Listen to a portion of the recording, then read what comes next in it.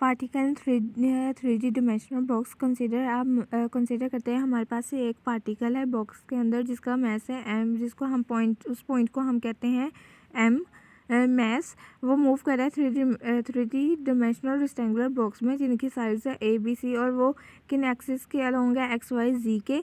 और इसका जो पॉइंट है मैस पार्टिकल हमारे पास उसका पोटेंशियल एनर्जी हमारा इनसाइड द बॉक्स के अंदर वो ज़ीरो है और बॉक्स के बाहर हमारे पास वो इन्फिनिटी है।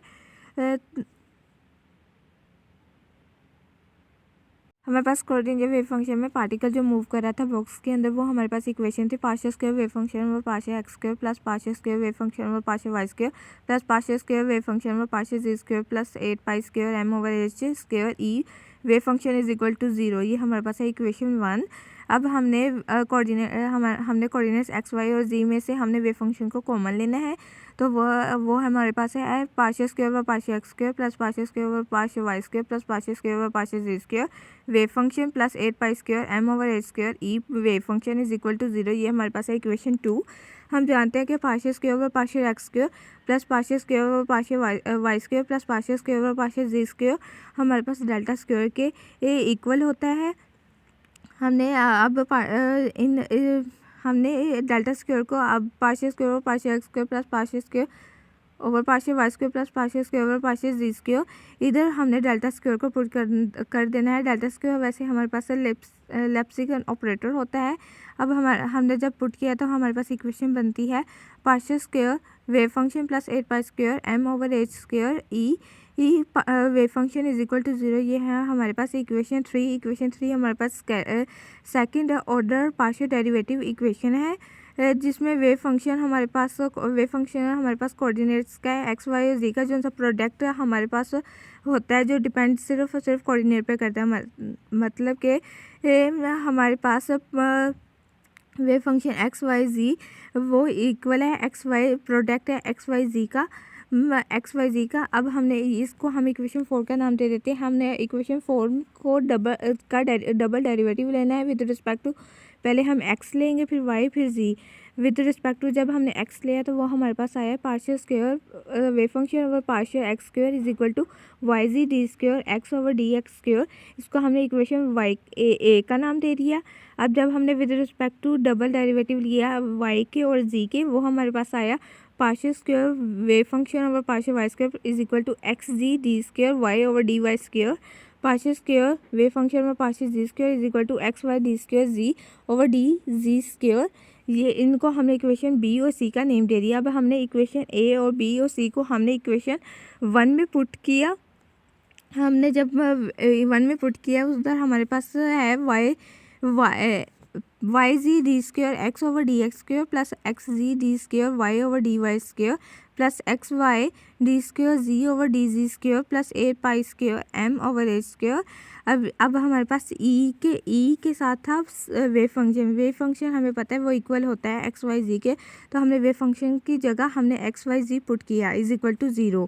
अब हमारे पास जो हमने -8 pi square M over H square को ई एक्स वाई जी को हम दूसरी साइड की तरफ ले गए वो माइनस में हमारे पास आ गया y G D square x over D x square plus x z D square y over d y square plus x y d z square over d z square is equal to -8 pi square M over H square E x Y z. ये equation 5 है। अब हमने equation 5 को divide किया x Y जी के साथ तो हमारे पास ये इक्वेशन आई है जो सी वेरिएबल्स कट होते थे उनको कट किया और हमारे पास इक्वेशन आई है 1 over x d square x over D x square plus 1 over y d square y over d y square plus 1 over z D square z over d z square is equal to -8 pi square M over H square E. अब हमने coordinates को separate करके लिखना है x Y और जी के। तो वो हमारे पास है 1 over x d square x over D x square is equal to -8 pi square M over H square E. जिसको हम इक्वेशन ए कह देते हैं। इक्वेशन बी हमारे पास है 1/y d² y/dy² is equal to -8π² m/h² ई। इसको हम b और 1/z/d² z/dz² is equal to -8π² m/h² ई। इसको हम इक्वेशन सी का नाम दे देते हैं। अब हमने इक्वेशन ए, बी और सी को जब रीअरेंज किया तो जैसे हमारे पास 1/, की फॉर्म में एक्स, वाई और जी आ रहा था, उसको हम दूसरी साइड पे ले गए। वहाँ पर हमारे पास वो मल्टीप्लाई होगा। वो हमारे पास इक्वेशंस बनती है d² x/dx² plus 8π² m/h² E x is equal to 0।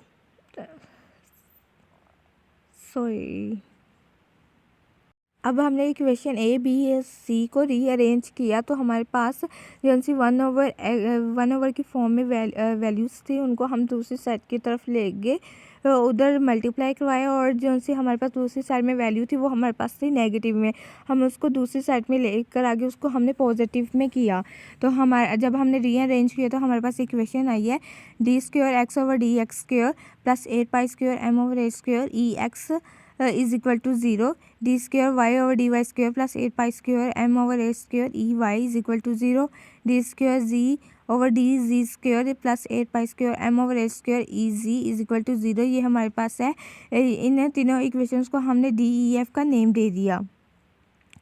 ये हमारे पास यहाँ पे टोटल एनर्जी है, जिनसे सम में अगर हम टोटल एनर्जी की बात करें तो वो सम ऑफ एनर्जीज होता है।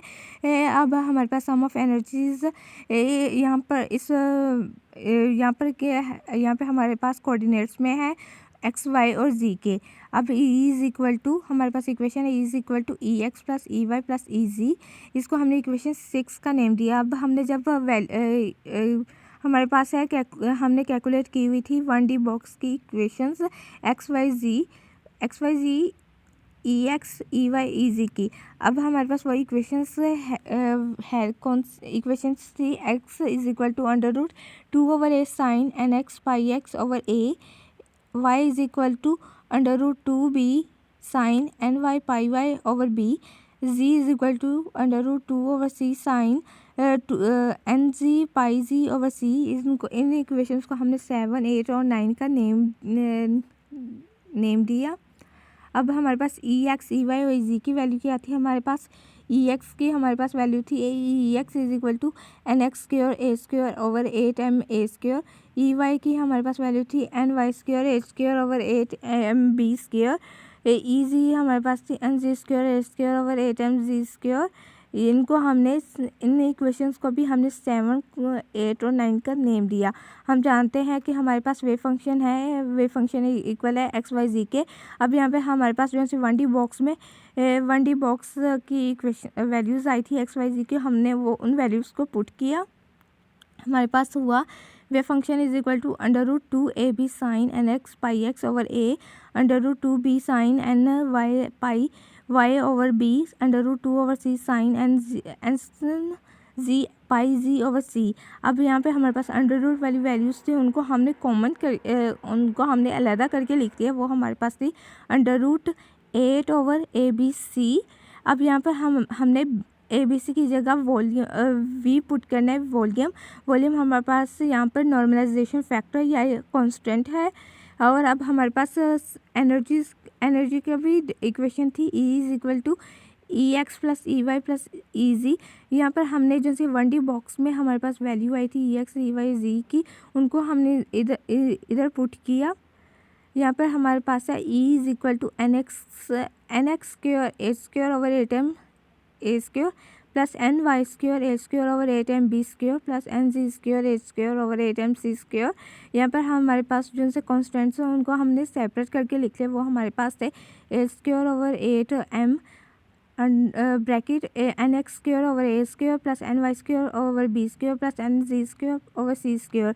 ये है हमारे पास एनर्जी की इक्वेशन 3D बॉक्स में, और पहले हमने वेव फंक्शन की इक्वेशन निकाली थी 3D बॉक्स में।